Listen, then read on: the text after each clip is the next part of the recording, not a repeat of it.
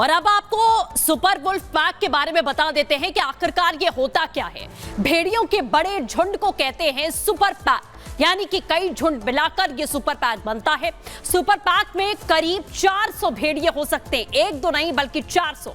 Super pack में भेड़िए एक साथ आगे बढ़ते हैं। एक झुंड को सुपर वुल्फ पैक भी कहा जाता है। सभी एक साथ मिलकर शिकार करते हैं, इसीलिए माना जाता है कि ये भेड़िए एक झुंड में दिखाई देते हैं, एक झुंड में आगे बढ़ते हैं। और बहराइच में किस तरीके के हालात है, कैसे आदमखोरों ने आतंक बढ़ाया है, आपको लिए चलते हैं, बताएंगे हमारे सहयोगी अनामिका से।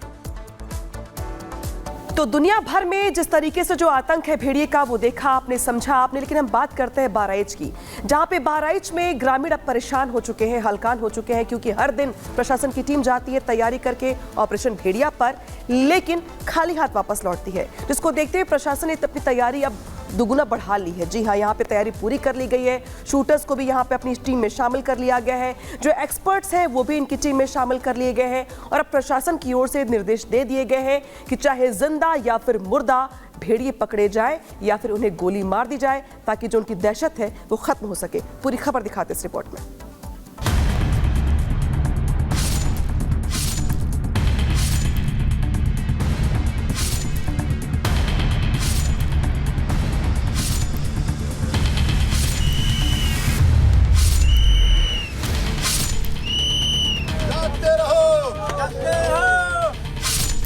बहराइच से लेकर सीतापुर तक भेड़ियों का टेरर अभी भी जारी है। देखिए भेड़िया, देखिए। ये आदमखोर 9 मासूम बच्चों और एक महिला की जान ले चुके हैं। मतलब साफ है, 52 गांवों के ऊपर अभी भी मौत का साया मंडरा रहा है। गांव-गांव भेड़ियों का आतंक ऐसा है कि ना तो दिन में लोगों को चैन है, न ही रात में नींद आ रही है। बस अब उन्हें इंतजार है तो इस आदमखोर के पिंजरे में कैद होने का।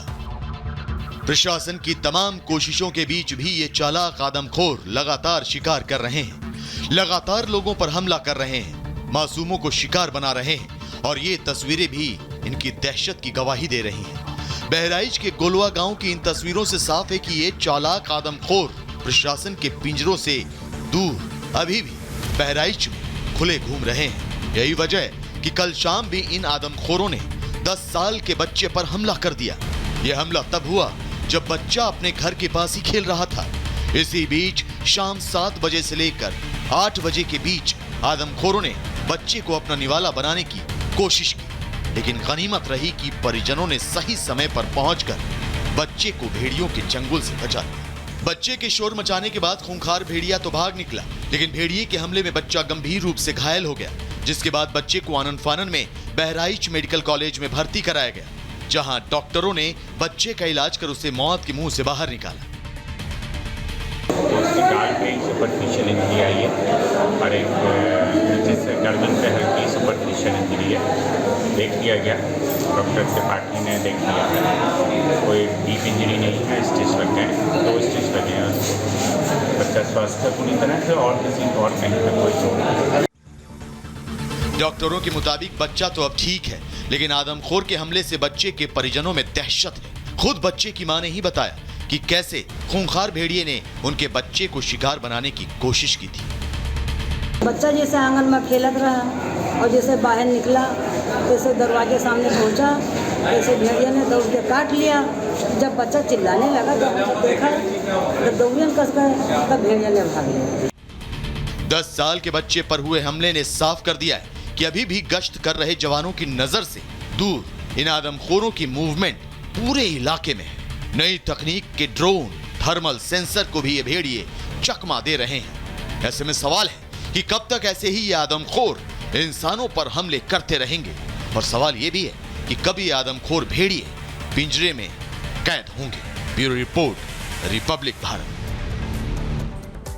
तो भेड़िया आखिरकार पिंजरे में कैद कब होंगे, सबसे बड़ा सवाल है। और कल रात भी आदमखोर भेड़िए ने बहराइच में 3 लोगों पर हमला किया, जिसमें एक मासूम बच्चा भी शामिल था। क्या हालात हैं, आपको दिखाते हैं इस रिपोर्ट में।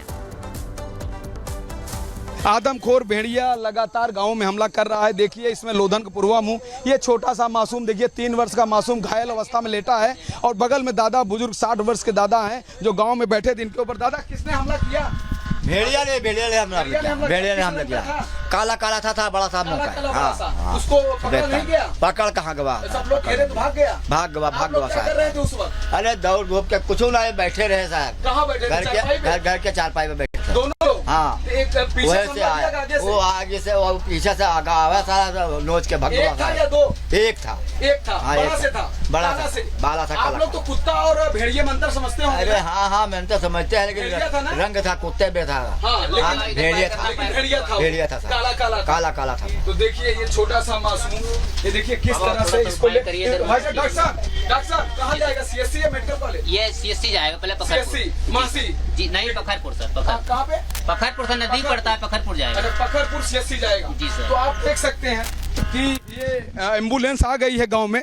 एम्बुलेंस इन घायलों को लेकर पखरपुर सीएससी में ले जा रही है। उसके बाद वहां पर इनका इलाज होगा। ज़रूरत पड़ेगी तो इन घायलों को मेडिकल कॉलेज भी ले जाया जाएगा बहराइच के।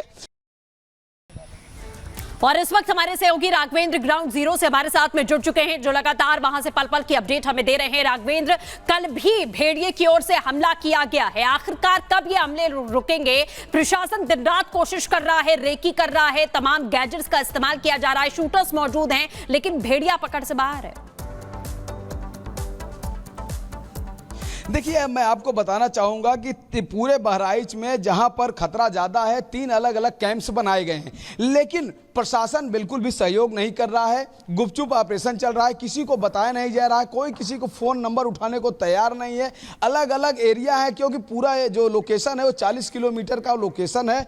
और मैं खुद इस समय ऑपरेशन भेड़िया में इसमें ग्राउंड जीरो पर हूँ, और जिस जगह पे मैं हूँ यहाँ पर आप देखिए कि क्या स्थिति है। चारों तरफ यहाँ पर कटीली जंगली झाड़ियाँ हैं, और उसके बाद एक तरफ तो ये है खेत है, और दूसरी तरफ अगर देखा जाए तो ये है घाघरा नदी है, और घाघरा का पूरा कछार है। वाकई में बहुत ही बीहड़ जगह है, बहुत ही सुनसान जगह है। अगर यहाँ पर अकेले आना हो तो बड़े बड़े के पसीने छूट जाएंगे। वाकई में डर और भय का माहौल है। जिस जगह पे मैं पहुँचा हूँ, खुद यहाँ पर तलाश जारी है, चूँकि पता चला था कि यहाँ पर कुछ शूटर्स आए होंगे, यहाँ पर हो सकता है कॉम्बिंग की जा रही होगी, लेकिन जब ग्राउंड जीरो पे पहुँचे तो यहाँ पर कुछ नहीं निकला। यहाँ पर भी कुछ नहीं, और कोलैला में भी गया था, वहाँ पर भी कुछ नहीं निकला। सिर्फ केवल अफवाहें चल रही हैं चारों तरफ, लेकिन कॉम्बिंग कहाँ हो रही है कोई किसी को बताने को तैयार नहीं है। लेकिन जिस जगह मैं खुद उन खूंखार आदमखोर भेड़ियों को देखने के लिए, उनको ढूंढने के लिए आया हूं, यह वाकई में बहुत ही डरावनी स्थिति है। दूर दूर तक यहाँ पर कोई नहीं है। आप देख सकते हैं कि किस तरह का एरिया है। काफ़ी दूर पे यहाँ पर लोग घर बनाकर रहते हैं, लेकिन अब इसी तरह की जो तलाश है वो वन विभाग के कर्मचारी भी कर रहे हैं। ऐसा नहीं कि वो बैठे हैं, वन विभाग के कर्मचारी लगे हुए हैं, शूटर्स आए हुए हैं, लेकिन जब लोकेशन उसका ट्रेस हो, वो एक जगह पे रुके, तब वहाँ पर उसके ऊपर निशाना लगाया जा सकता है। लेकिन आदमखोर चालाक भेड़िया इतना शातिर है कि वो एक जगह रुकता ही नहीं है।